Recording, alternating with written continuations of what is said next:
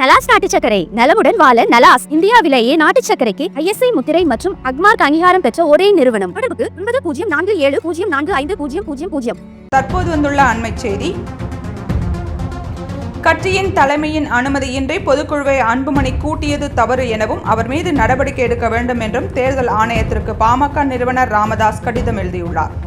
மே 30ஆம் தேதி முதல் அன்புமணி செயல் தலைவராகவே நியமிக்கப்பட்டார். ஆனால் கட்சி தலைமையின் அனுமதியின்றி அன்புமணி தன்னிச்சையாக செயல்படுகிறார் என்று ராமதாஸ் கூறியுள்ளார்.